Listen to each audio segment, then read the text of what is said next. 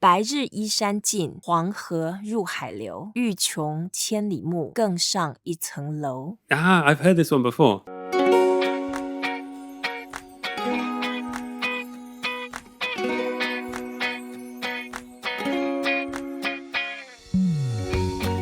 Hello and welcome to Talk Chineasy, where we teach you Chinese with ease. My name is ShaoLan, and I'm going to teach you a useful phrase of Chinese every day.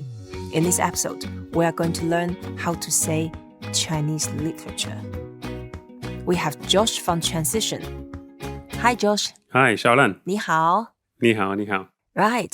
We know Chinese. The way to say Chinese in Chinese is 中文. 中文 To say China is 中国. 中国 To say literature, we say 文学. 文学文学, 文 means language, culture, and also literature. 文, second tone, 文. 文学 means the study of a subject. 学学学, and when 学 is used as verb, that means to learn. So it's 学, 学文 that's right. 文学 So it's language, culture, literature, study. That's right. 文学文学文学 That's right. 学 it's a very useful word when we say, okay, school. We say 学校. 学校 Yep. And when we say student, we say 学生. 学生 So 文学 means literature.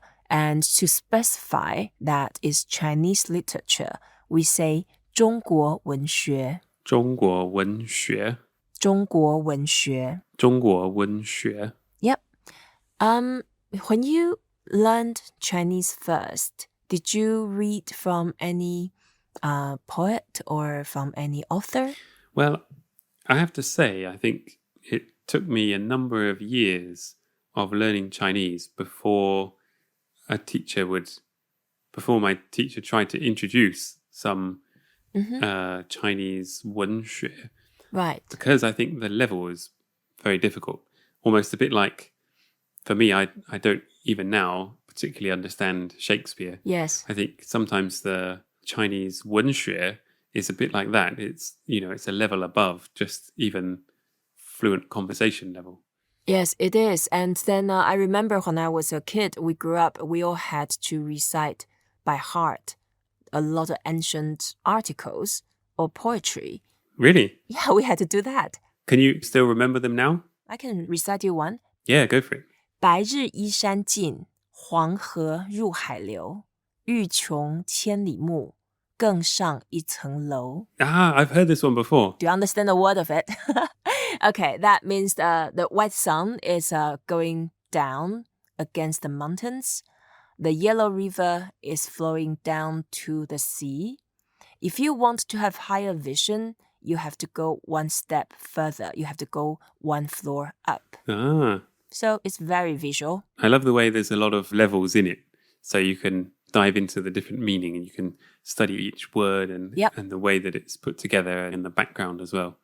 Yeah, there's a lot in there. Yes, and do you know that paper was also invented in China? I did hear that, yeah. Why do you think that was? Do you think they invented paper because they loved literature so much they wanted a better way of writing it down? You could say that. I think it's just the evolution of civilization. And in ancient time, all different civilizations had different ways of recording things. In China, they tried everything, basically any surface. For example, maybe in a cave and maybe on the woods, on the tree, on a rock, on a shell, including turtle shells. And then they used something called bamboo. And they strip the bamboo planks and then they carve the characters on a bamboo surface. And of course, you can imagine, if you want to record 100 words, you probably need like 20 different planks of bamboo strips. Yeah. And then that makes the book, the volume is quite big and it's quite heavy to carry. Unlike today, we have iPad, we have Kindle. So Cai Lun, he was the eunuch, quite high-level eunuch in the Han dynasty, and then he invented paper, mixing up a bunch of cheap stuff like the waste from the tree, And when they chop the trees, they have the waste from the tree, from the fabric, and from all sort of material. And then he made paper out of it. And that was quite significant contribution to the development of the society because then people could be educated much more easily and they can spread the creation, the thoughts, and the stories much better and quicker. Yeah, wow. That's really interesting. Such a huge impact on global culture, really, and global lifestyle.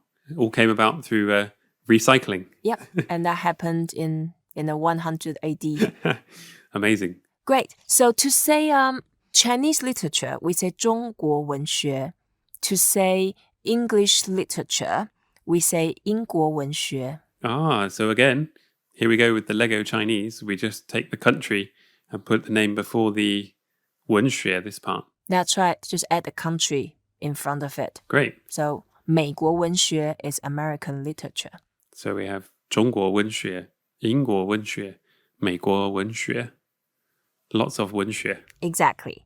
Great. Thank you very much, Josh, for joining us. And thank you for listening to Talk Chineasy, where we teach you a useful phrase of Chinese every day. We hope you enjoy this episode. It's about 中国文学, Chinese literature.